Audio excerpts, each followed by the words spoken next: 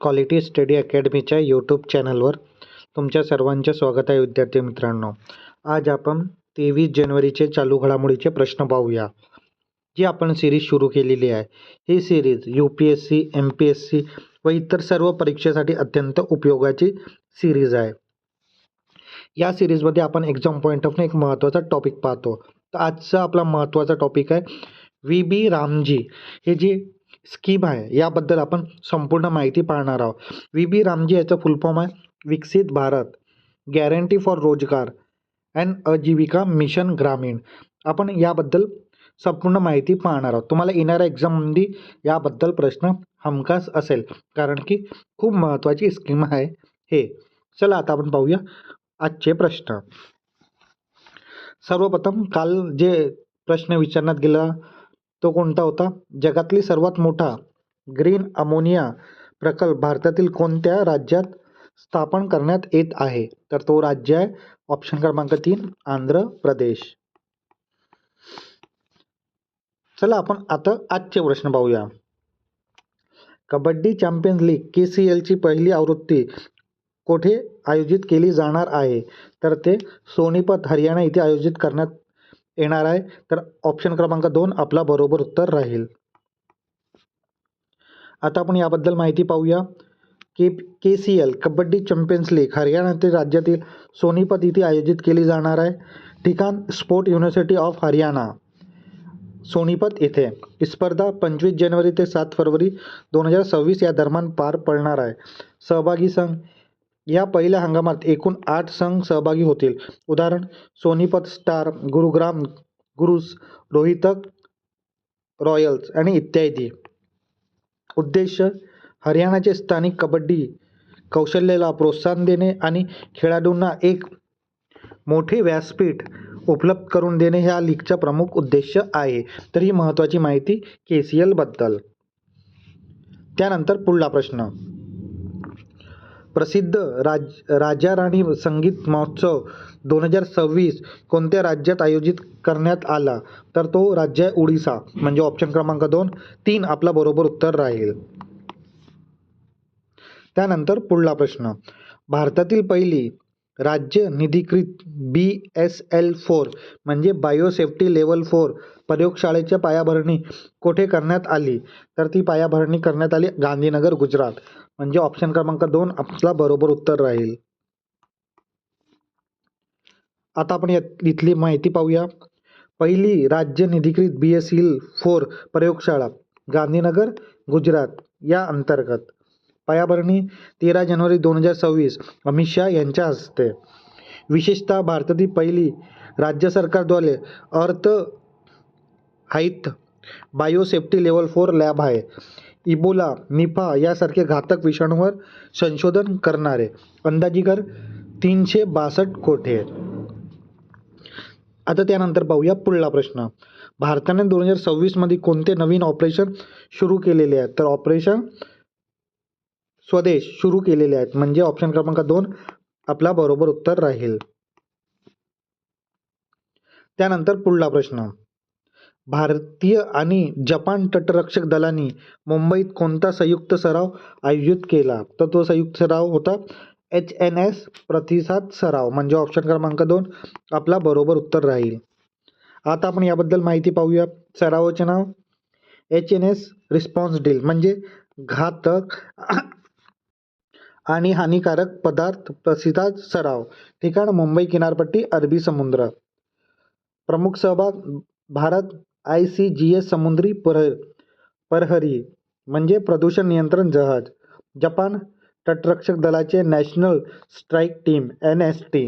कालावधी जानेवारी 2026. मुख्य उद्देश समुद्रातील रसायनाची गळती केमिकल स्पाइल्स आणि वायू गळती उदाहरण अमोनिया रोखण्यासाठी तांत्रिक सराव करणे. महत्त्व दोन्ही देशाच्या तटरक्षक दलांमध्ये प्रदूषण निवारण कार्यात समन्वय वाढवणे. तर ही महत्त्वाची माहिती या सरावाबद्दल. त्यानंतर पुढला प्रश्न. चिप्स टू स्टार्टअप C2S कार्यक्रम कोणत्या मंत्रालयाअंतर्गत सुरू केला आहे? तर तो मंत्रालय आहे इलेक्ट्रॉनिक्स अँड माहिती तंत्रज्ञान मंत्रालय. म्हणजे ऑप्शन क्रमांक 3 आपला बरोबर उत्तर राहील. आता आपण याबद्दल माहिती पाहूया. चिप्स टू स्टार्टअप C2S कार्यक्रम इलेक्ट्रॉनिक आणि माहिती तंत्रज्ञान मंत्रालय द्वारा सुरू करण्यात आलेला आहे. नोडल मंत्रालय आपण बघितलं इलेक्ट्रॉनिक आणि माहिती मंत्रालय. उद्देश्य सेमीकंडक्टर क्षेत्रात कुशल मनुष्यबळ तयार करणे आणि या क्षेत्रातील स्टार्टअपला प्रोत्साहन देणे. लक्ष्य 5 वर्षात 85,000हून अधिक प्रशिक्षित इंजिनियर BTech MTech आणि PhD तयार करणं. कार्यपद्धती हा कार्यक्रम देशातील 100हून अधिक शैक्षणिक संस्था IIT NIT आणि इतर विद्यापीठामध्ये राबवला जाणार आहे. महत्त्व भारतातील जागतिक स्तरावर सेमीकंडक्टर हब बनवण्यासाठी हा इंडिया सेमीकंडक्टर मिशन ISM या एक महत्त्वाचा भाग आहे. तर ही महत्त्वाची माहिती आहे या स्टार्टअपबद्दल. त्यानंतर पुढला प्रश्न. 86वा अखिल भारतीय अध्यक्ष अधिकारी परिषदचे आयोजन कुठे करण्यात आलेलं होतं? तर ते आयोजन लखनौ येथे आयोजन करण्यात आलेलं होतं. म्हणजे ऑप्शन क्रमांक 2 आपला बरोबर उत्तर राहील. 86वी अखिल भारतीय विद्यापीठ अधिकारी परिषद लखनौ येथे 19 ते 21 जानेवारी या दरम्यान. आयोजन उत्तर प्रदेश विधान भवन लखनौ येथे 4थ्या वेळा आयोजित उत्तर प्रदेशमध्ये होत आहे. हे भारतीय पीठासीन अधिकारी परिषद सर्वात जास्त. उद्घाटन 19 जानेवारी. ओम बिर्ला, हरिवंश नारायण सिंग, आनंदीबेन पटेल आणि योगी आदित्यनाथ. मुद्दे AI आणि तंत्रज्ञानाचा वापर आणि विधानमंडळामध्ये जनजबाबदारी लोकशाही मजबूत करणे. समारोप 21 जानेवारीला ओम बिर्ला यांचे भाषण. या सभेला अगोदर 19 जानेवारी 2026 रोजी उत्तर प्रदेशच्या लखनौ येथे भारतीय विधिमंडळाचे सचिवांना 62वी परिषद इथे पार पाडली. तर ही महत्त्वाची माहिती 86वी अखिल भारतीय पीठासीन अधिकारी परिषदबद्दल. आणि महत्त्वाचा मुद्दा आणखी आहे. महत्त्व संसदीय कार्यपद्धतीच्या सुधारणेसाठी राष्ट्रीय चर्चा परिषदेची बदलती माहिती. परिषद 1937 पासून सुरू झाली. दरवर्षी वेगवेगळ्या राज्यात आयोजित केली जाते.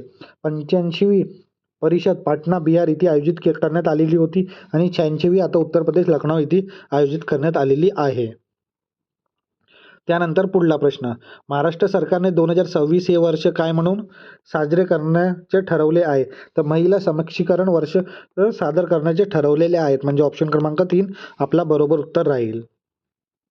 त्यानंतर पुढला प्रश्न.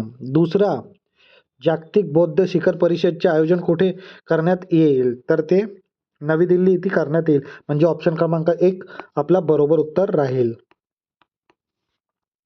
आता आपण याबद्दल माहिती पाहूया. दुसरा जागतिक बौद्ध शिखर परिषद नवी दिल्ली इथे आयोजित करण्यात येईल. स्थान भारत मंडपम नवी दिल्ली इथे. दिनांक ही परिषद 24 ते 25 जानेवारी 2026 रोजी आयोजित केली जाणार आहे. आयोजक भारत सरकारचे सांस्कृतिक मंत्रालय आणि आंतरराष्ट्रीय बौद्ध महासंघ IBC यांच्या संयुक्त विद्यमाने ही परिषद होत आहे. संकल्पना थीम कोणती आहे? सामूहिक प्रज्ञा, एकत्रित आवाज आणि परस्पर सहअस्तित्व. म्हणजे इंग्लिशमध्ये काय म्हणतो?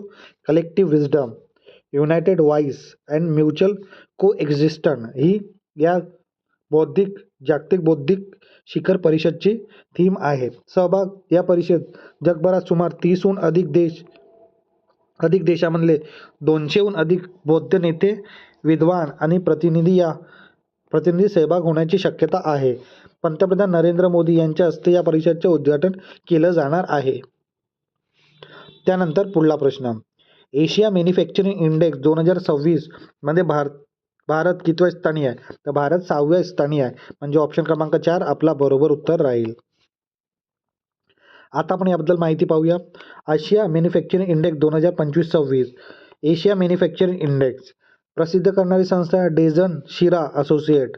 मुख्यालय शंघाई चीन इथे. भारताची रँक 6वी क्रमांकाची रँक आहे. एकूण देश 11. चीन, Malaysia, Vietnam, Singapore, Thailand, Indonesia, Bharat, Philippine व बांगलादेश व इत्यादी देश आहेत. निकष 8 पिल्लर आणि 43 मुद्द्याच्या निष्कर्षांवर ही क्रमवारी देण्यात आलेली आहे. पहिले 3 देश चीन, मलेशिया, व्हिएतनाम आणि 6व्या क्रमांकावर भारत हा देश आहे. तर ही महत्त्वाची माहिती आहे या इंडेक्सबद्दल. आता विद्यार्थी मित्रांनो, आपण आपल्या जो चालू घडामोडीच्या प्रश्नाचे सीरीज आहे तिथे एक्झाम पॉईंटमध्ये एक महत्त्वाचा टॉपिक पाहतो. तर आजचा आपला महत्त्वाचा टॉपिक आहे व्ही.बी. रामजी ही स्कीमबद्दल. तर चला आता आपण पाहूया. सर्वात आधी व्ही.बी. रामजीचा फुल फॉर्म पाहूया. तुम्हाला एक्झाममध्ये विचारू शकते. विकसित भारत गॅरंटी फॉर रोजगार अँड आजीविका मिशन ग्रामीण. डिसेंबर 2025 मध्ये केंद्र सरकारने मनरेगा योजनेचा मोठा बदल करून तिचे नामकरण विकसित भारत योजना, विकसित भारत रोजगार आणि आजीविका मिशन ग्रामीण म्हणजे व्ही.बी. रामजी करण्यात आलेलं आहे. या नवीन योजनेचे आपण काही महत्त्वाचे ठळक वैशिष्ट्य पाहूया. 125 दिवस रोजगारची हमी. यापूर्वी मनरेगामध्ये किती होती? 100 दिवसाची कामाची हमी होते. ती आता वाढवून 125 दिवस करण्यात आलेली आहे. निधीचा वाटप 40:40 सूत्रामध्ये आहे.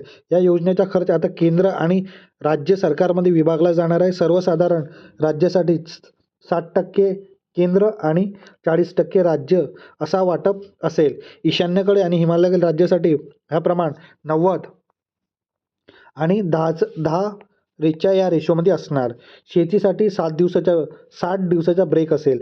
पेरणी कापणीच्या हंगामात शेतकामासाठी मजूर उपलब्ध व्हावे म्हणून वर्षातील 60 दिवस या योजनेचे काम बंद ठेवण्याची तरतूद करण्यात आलेली आहे. साप्ताहिक वेतन. मजुरांना यांच्या वेतनात दर आठवड्याला किंवा जास्तीत जास्त 15 दिवसाच्या आत मिळेल. तांत्रिक पारदर्शिता. कामाच्या ठिकाणी उपस्थितीसाठी बायोमेट्रिक प्रणाली, कामाच्या देखरेखीसाठी GPS आणि भ्रष्टाचार रोखण्यासाठी AI आर्टिफिशियल इंटेलिजन्सचा वापर केला जाईल. बेरोजगारी भत्ता. जर मजुरांच्या कामाची मागणी केली आणि 15 दिवसात काम मिळालं नाही तर राज्य सरकार त्याला बेरोजगारी भत्ता द्यावा लागेल. प्राधान्य आणि क्षेत्रातील कामे. ही योजना केवळ मजुरा देण्यापुरती मर्यादित नसून याद्वारे जलसुरक्षा, ग्रामीण रस्ते, साठवणूक केंद्र, वेअरहाऊस आणि आपत्ती निवारण यासारखे कायमस्वरूपी मालमत्ता निर्माण करण्यावर भर दिला जाईल. प्रशासकीय खर्च वाढ. योजनेच्या चांगल्या अंमलबजावणीसाठी प्रशासकीय खर्चाची मर्यादा 6% वरून 9% करण्यात आलेली आहे. या योजनेचा मुख्य उद्देश ग्रामीण भागातील मजुरांना उत्पन्न वाढवणे आणि 2047 पर्यंत विकसित भारत बनवण्याच्या ध्येयाला गती देणे आहे. तर ही महत्त्वाची माहिती आहे व्ही.बी. रामजी बद्दल. तर ही खूप महत्त्वाची स्कीम आहे विद्यार्थी मित्रांनो. तुम्हाला हमखास प्रश्न या स्कीमवर येणारच, तुम्ही बघून घे जा. तर याचे जे पण पॉईंट आहेत एक एक पॉईंट तुम्ही लक्षात ठेवा. आता विद्यार्थी मित्रांनो, आपण आपल्या सिरीजवर जी आपण सिरीज रोज घेत आहोत तिथे आपण क्वेश्चन ऑफ द डे तुमच्यासाठी देतो. विद्यार्थी मित्रांनो, जर तुम्ही हे कंटिन्यू सिरीज फॉलो करत असाल तर या प्रश्नाचं उत्तर नक्कीच तुम्हाला येईल. जर नाही येत असेल तर उत्तर द्यायला हरकत नाही, कारण की चुकला तरी आपण याचं उत्तर येणाऱ्या व्हिडिओमध्ये पाहणारच आहोत. तर उत्तर द्यायला विसरू नका. दोस्ती 17 हा त्रिपक्षीय तटरक्षक सराव कोणत्या 3 देशांमध्ये आयोजित केला जातो? तर तुमचा पहिला ऑप्शन आहे भारत, नेपाळ आणि भूटान. दुसरा ऑप्शन आहे भारत, बांगलादेश आणि म्यानमार. तिसरा ऑप्शन आहे भारत, जपान आणि अमेरिका. आणि चौथा आपला ऑप्शन आहे भारत, श्रीलंका आणि मालदीव. तर या प्रश्नाचं उत्तर नक्की तुम्ही कमेंट बॉक्समध्ये सांगा विद्यार्थी मित्रांनो, चुकला तरी चालेल. आता विद्यार्थी मित्रांनो, आपण आपल्या जे क्वालिटी स्टडी अकॅडमीच्या यूट्यूब चॅनल हे जे सिरीज घेत आहे चालू घडामोडीची सिरीज, हे सिरीज तुम्हाला कशी वाटत आहे नक्की तुम्ही कमेंट बॉक्समध्ये सांगा. हे सिरीज तुम्हाला आवडत असेल तर नक्की लाईक करा, शेअर करा आणि आपल्या क्वालिटी स्टडी अकॅडमीच्या यूट्यूब चॅनलला सबस्क्राईब करायला विसरू नका. धन्यवाद.